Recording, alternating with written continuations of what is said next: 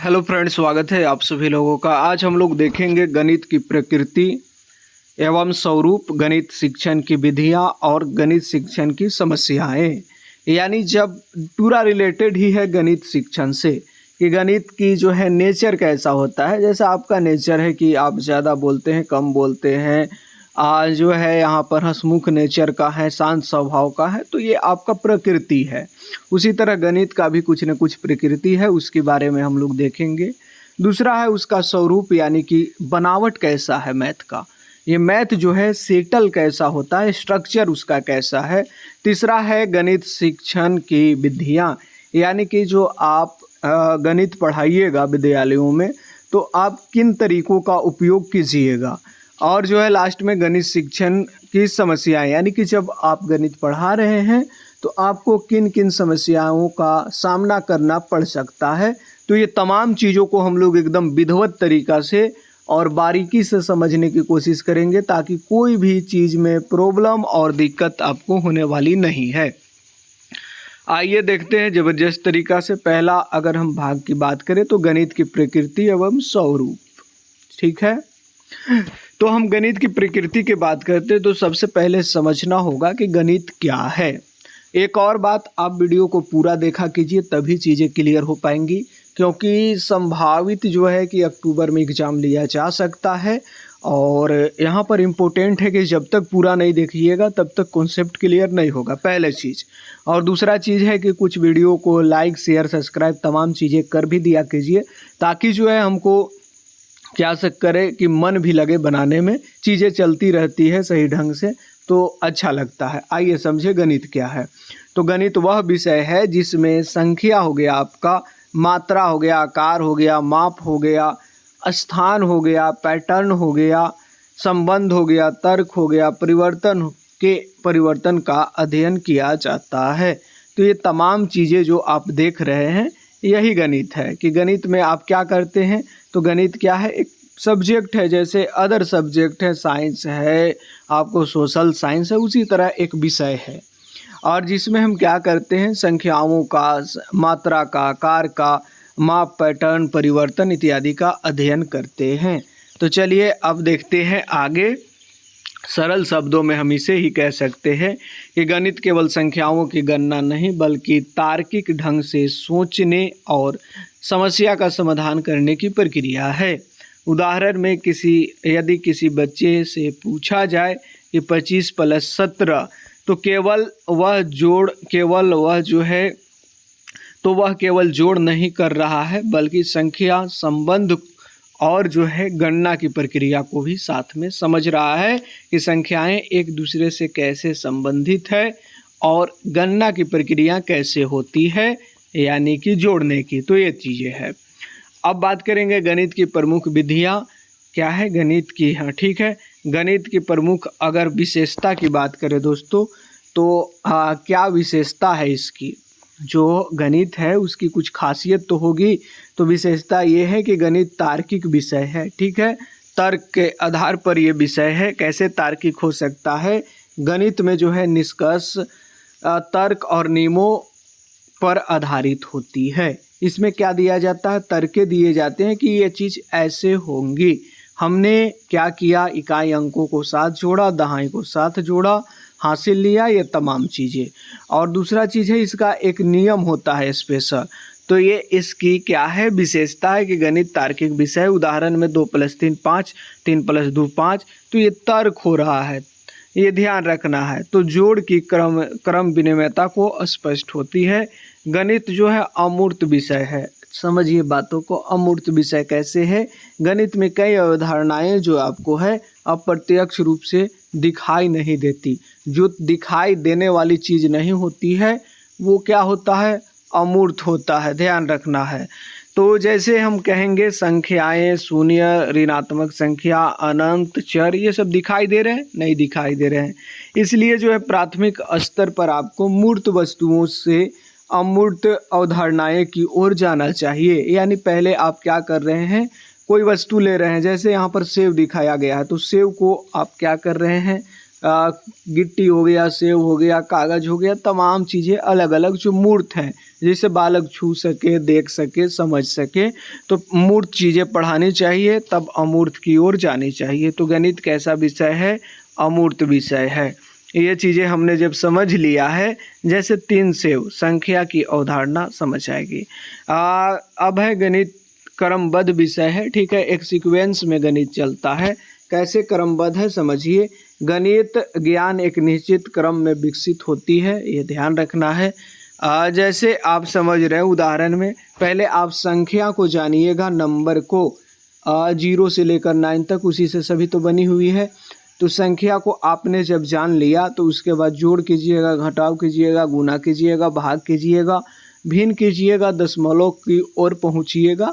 तो ये क्या है? एक सीक्वेंस को फॉलो कर रहा है, क्रम को। इसलिए बिना पूर्व ज्ञान के आगे की अवधारणा कठिन हो सकती है। पहले आपको नंबर जानना होगा, तभी तो जोड़ बना पाइएगा। ये चीज़ें हैं। अब गणित सार्वभौमिक है, यानी यूनिवर्सल है। कैसे सार्वभौमिक है समझिए। गणित के मूल नियम स्थान और भाषा क्या है? बदलने से नहीं बदलते। जो गणित के मूल नियम है, अगर स्थान बदल गए और भाषा बदल गए तो वो चीज़ें बदलेंगी नहीं। ये है उदाहरण में 2 + 2 4। गणित समस्या समाधान का विषय है। क्या है ये? समस्या को समाधान करने का विषय है। कैसे समस्या समाधान होगा? तो गणित का महत्वपूर्ण उद्देश्य बच्चों में समस्या को समझने, रणनीति बनाने और समाधान खोजने की क्षमता विकसित करता है। तो ये चीज़ें हैं। अब बात करते हैं, गणित सृजनात्मक भी है, क्रिएटिविटी भी है। कैसे सृजनात्मक है? नवाचार कैसे है? जिसमें नई नई चीज़ों का अन्वेषण हो रहा हो। तो गणित केवल रटने का विषय नहीं है। एक ही समस्या को हल करने के कई तरीके हो सकते हैं, तो ये नवाचार हो गया। जैसे 24 × 5, अब क्या करते हैं? 24 × 10 / 2 कर सकते हैं, तो ये तरीका अलग हो गया। 24 + 24 5 बार जोड़ सकते हैं, 20 है। तो क्या है? ये क्रिएटिविटी है, इसमें नवाचार, नए नए तरीकों के माध्यम से आप सॉल्व करते हैं।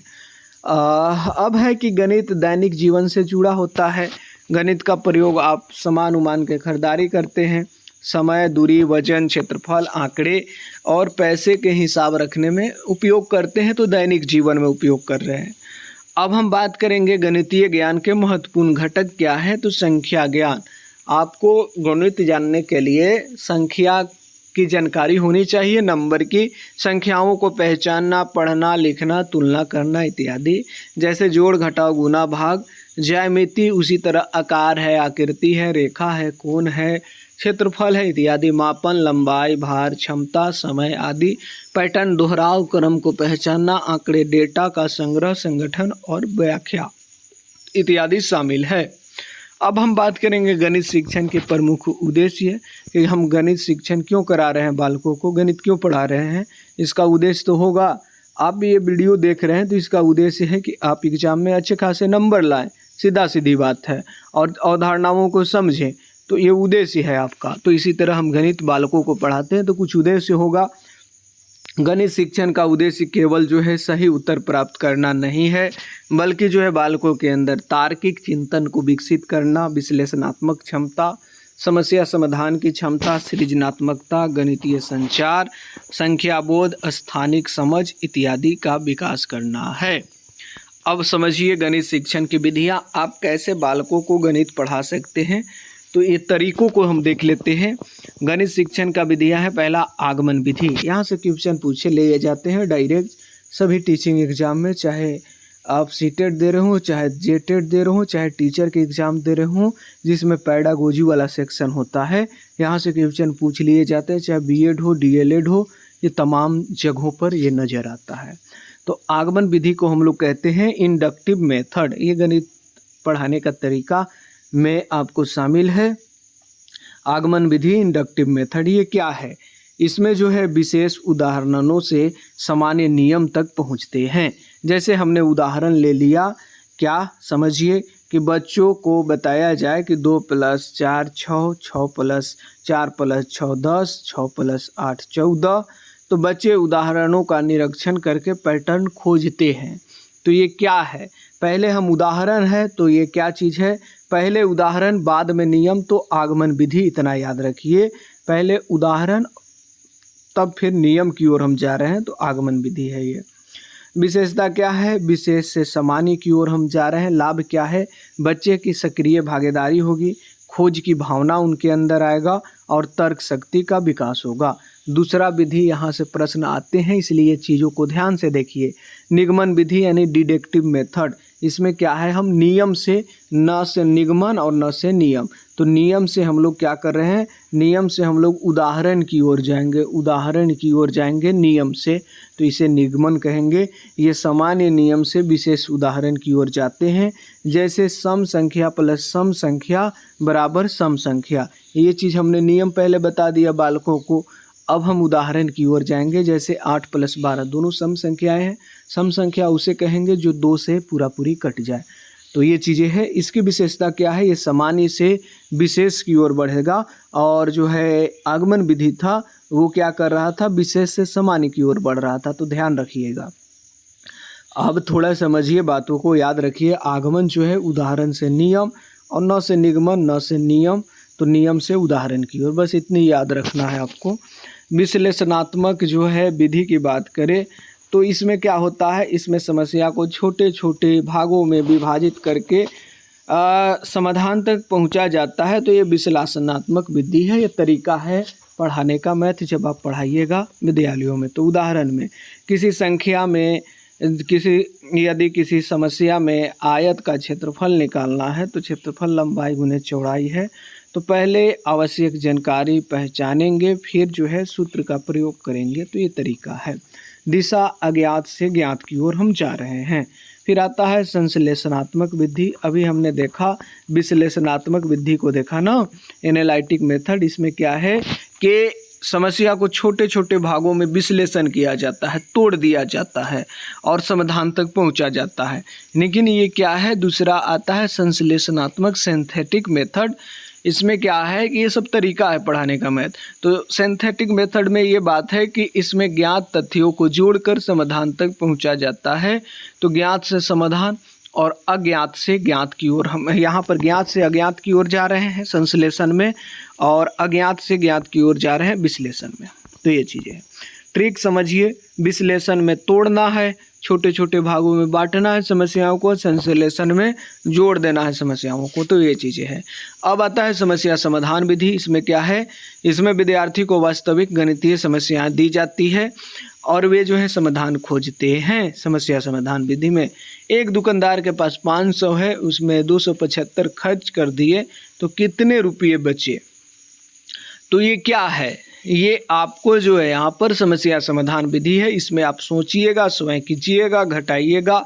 लाभ इसका ये होता है कि बालक के अंदर तार्किक चिंतन, निर्णय क्षमता और वास्तविक जीवन से संबंध को जोड़ता है। प्रयोगशाला विधि, इसमें बच्चे समय गतिविधि करके गणितीय अवधारणाएं समझते हैं। प्रयोगशाला विधि में जैसे आप क्या कर रहे हैं, कागज़ की पट्टी से विभिन्न आकृति बनाकर, जैसे कोण हो गया, लंबाई, त्रिभुज हो गया, चतुर्भुज को समझना। मुख्य आधार क्या है, लर्निंग बाय डूइंग यानी करके सीखना। करके सीखना इसका मुख्य आधार है, ये ध्यान रखना है। प्रयोगशाला विधि में आप क्या करते हैं, प्रयोगशाला में जो प्रयोग करते हैं वो खुद तो करके सीख रहे हैं, तो ये चीज़ें हैं।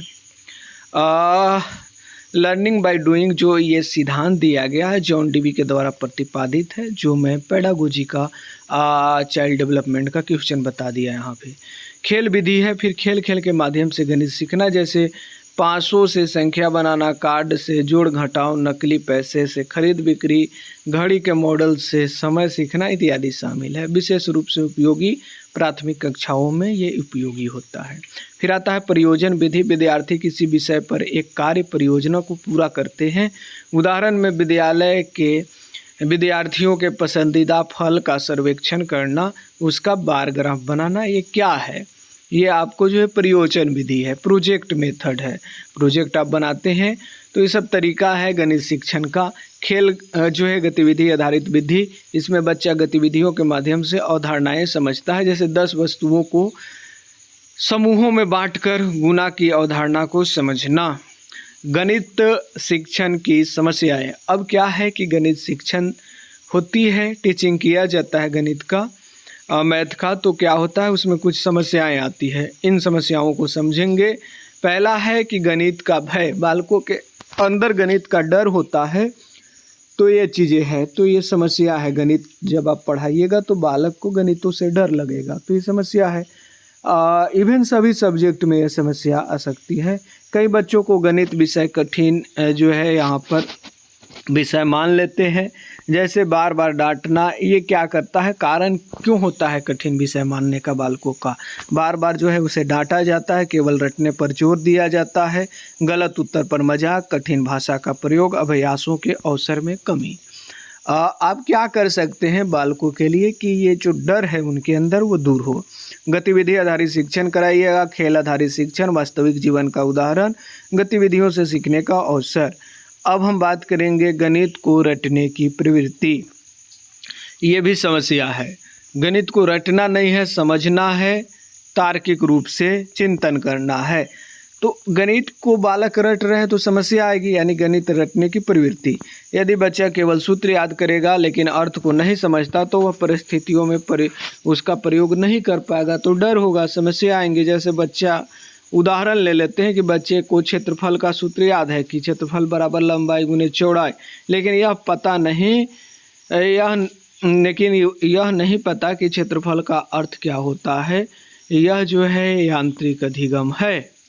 अब बात करेंगे भाषा संबंधी समस्या। बहुत को इसमें समस्या आता है बालकों को कि जो लिखी रहती है चीज़ें उसे वो समझ नहीं पाते हैं। गणितीय शब्दावली बच्चों के लिए कठिन हो सकती है, जैसे अधिकतम, न्यूनतम, ये क्या है बालक नहीं समझ पा रहा है कि अधिकतम क्या होता है, सबसे ज़्यादा हो गया, न्यूनतम सबसे कम हो गया, अंतर जो है बीच का चीज़। तो ये तमाम चीज़ों को बालक अगर नहीं समझ पा रहा है तो भी कठिनाई आएगी उसको पढ़ने में।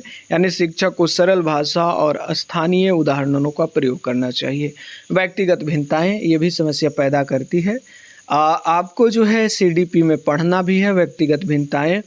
इसे मैं CDP का सिलेबस पूरा क्लियर करके अपलोड कर दिया हूँ, प्लेलिस्ट भी बना है, आप देख सकते हैं।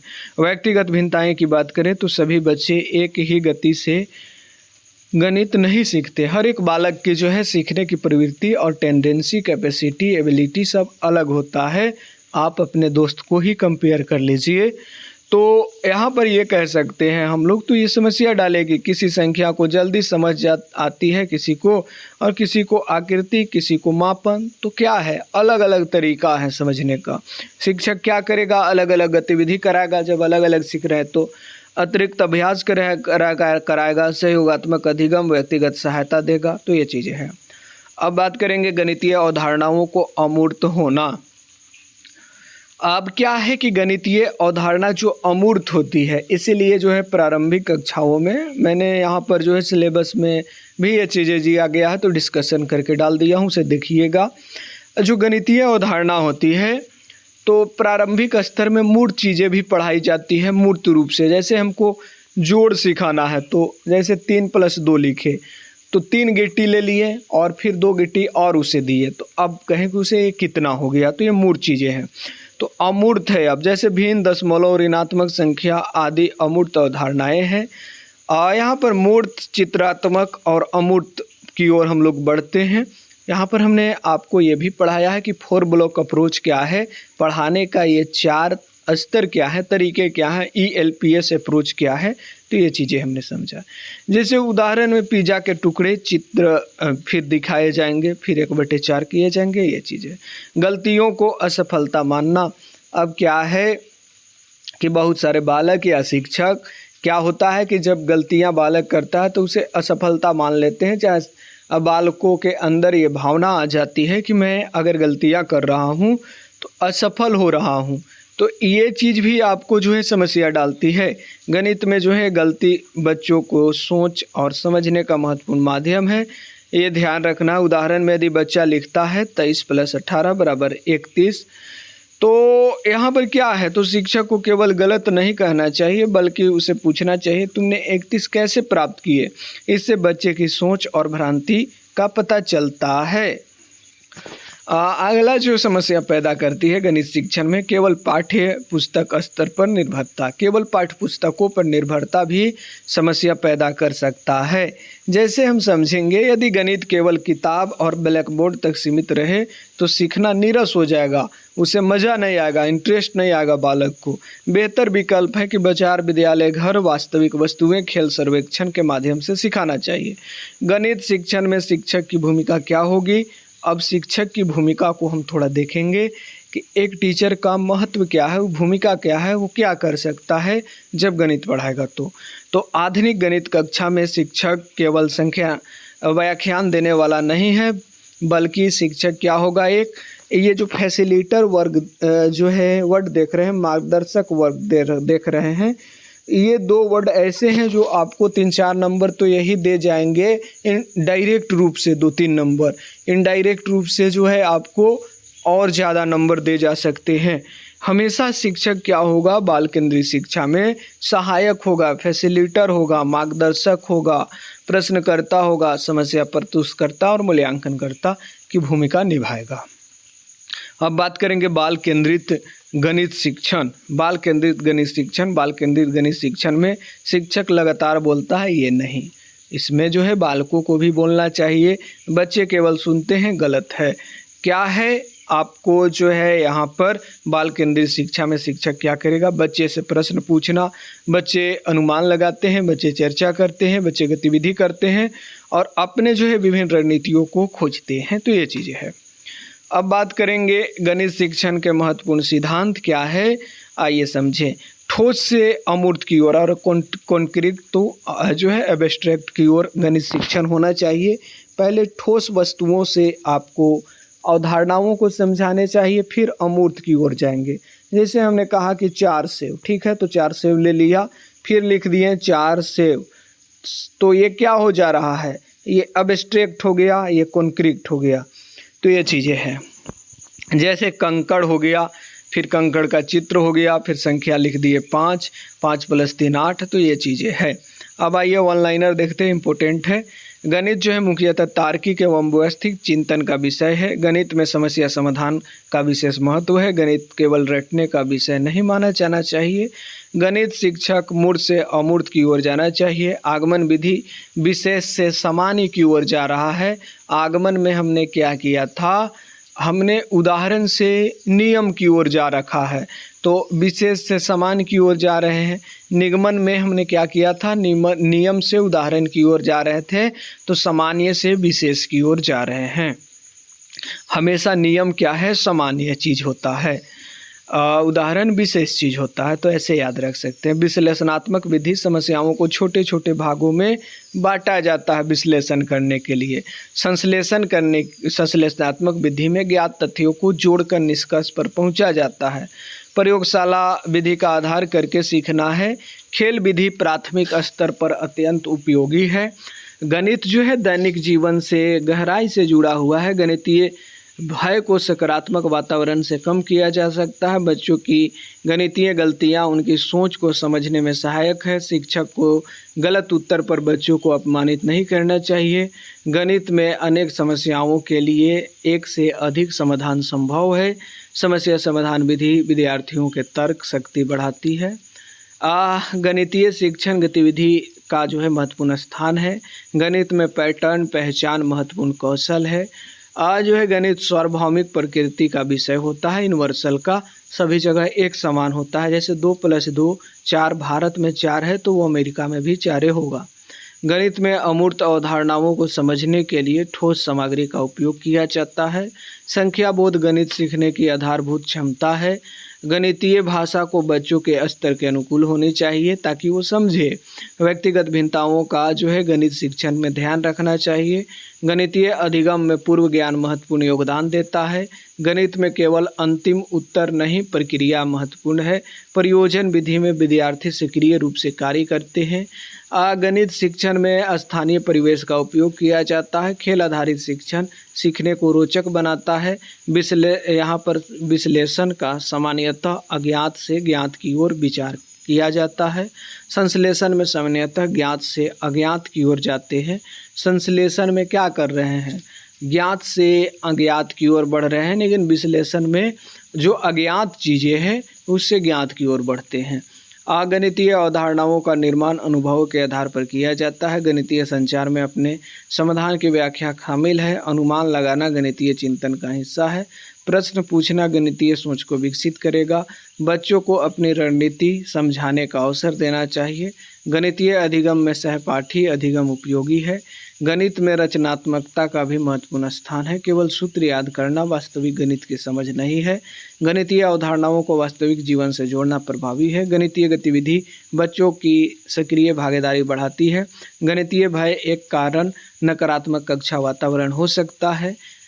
शिक्षक को बच्चों की सोच को समझने के लिए प्रश्न पूछने चाहिए। उपचारात्मक शिक्षण गणितीय कठिनाई को दूर करने में सहायक है। निदानात्मक मूल्यांकन से सीखने की कठिनाई को पहचाना जाता है। हमने भी पढ़ा दिया है उपचारात्मक शिक्षण और निदानात्मक, ये सिलेबस में शामिल किया गया था, तो उसे भी देखिएगा। गणित शिक्षण में जो है विभिन्न शिक्षण सामग्रियों का प्रयोग किया जाता है।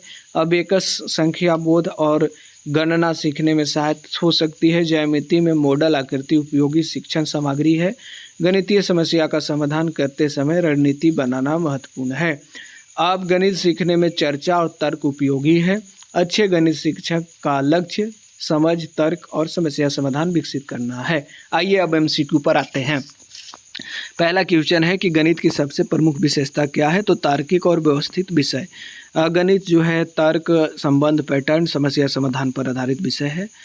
आगमन विधि में क्या है, हम लोग क्या कर रहे हैं, नियम से उदाहरण की ओर बढ़ रहे हैं। तो ये सामान्य, यहाँ पर क्या है, नियम सामान्य होता है, तो सामान्य से विशेष की ओर जा रहे हैं।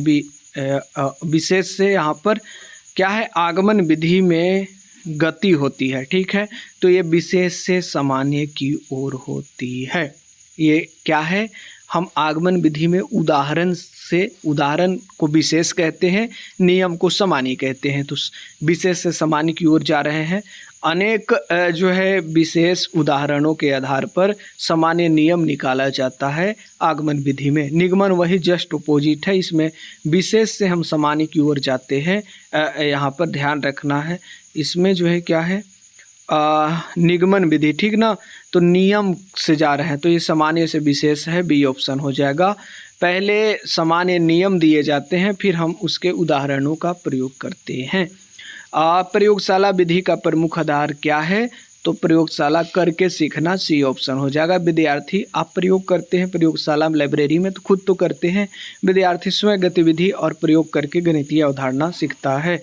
प्राथमिक कक्षा में गणित शिक्षण का बेहतर तरीका कौन सा है? तो गतिविधि एवं खेल आधारित, सी ऑप्शन। बच्चे जो है अनुभव करके और गतिविधि करके अवधारणाओं को अर्थपूर्ण ढंग से विकसित करते हैं। गणितीय भय को कम करने के लिए क्या करना चाहिए? सकारात्मक और सहयोगी वातावरण बनाना चाहिए। सुरक्षित वातावरण अगर रहेगा तो बालक प्रश्न पूछेंगे, समस्याओं का समाधान करेंगे, तर्क करेंगे, तो ये तमाम चीज़ें हैं। सुरक्षित वातावरण में बच्चे प्रश्न पूछने और गलतियों को सीखने का अवसर देता है। गणित में बच्चे की गलतियाँ क्या है? सीखने की प्रक्रिया का संकेत हो सकती है, तो बी ऑप्शन है। गलतियाँ को आपको निगेटिव नहीं लेना है, इवन गणित नहीं, कोई भी विषय है, जब बालक गलतियाँ कर रहा है तो गलतियों को उसके सीखने का अवसर लेकर चलना है। गणित में बच्चे की सोच और उसकी अवधारणाएं कठिनाई को समझी जा सकती है। मूर्त से अमूर्त का अर्थ है, मूर्त मतलब जो चीज़ें आप पकड़ सकते हैं, छू सकते हैं, देख रहे हैं, वो मूर्त है। जो चीज़ें आप देख नहीं रहे हैं, छू नहीं रहे हैं, वो अमूर्त है। तो मूर्त वास्तविक वस्तुओं से प्रतीक, तो बी ऑप्शन हो जाएगा संख्या की ओर। वास्तविक वस्तुएं, चित्र, संख्या, ये चीज़ें हैं। विश्लेषणात्मक विधि में सामान्यतः विचार किया जाता है किस चीज़ पर? विश्लेषण। जब आप कर रहे हैं तो आप क्या कर रहे हैं? अज्ञात से ज्ञात की ओर बढ़ रहे हैं, ध्यान रखना है। समस्या में अज्ञात पक्ष से पीछे की ओर जाते हुए आवश्यक ज्ञात तथ्यों तक पहुंचा जाता है। संश्लेषणात्मक विधि में ज्ञात से अज्ञात की ओर आप जा रहे हैं, बी ऑप्शन। तो ज्ञात तथ्यों को क्रम से जोड़कर अज्ञात निष्कर्ष पर प्राप्त करना जो है गणित शिक्षण में शिक्षक की आधुनिक भूमिका क्या है? तो आधुनिक भूमिका वो जो है मार्गदर्शक और सहायक होगा, सी ऑप्शन। अगला क्वेश्चन है, निम्न में गणित का दैनिक जीवन में उपयोग नहीं है? तो मापन में है, समय में है, खरीदारी में है। तो इनमें से कोई नहीं हो जाएगा डी ऑप्शन। गणित का दैनिक जीवन में लगभग सभी क्षेत्रों में उपयोग है। एक ही गणितीय समस्या के जो है एक से अधिक समाधान और रणनीति हो सकते हैं। अलग अलग तरीक़ा से आप प्रश्नों को बना सकते हैं। C option.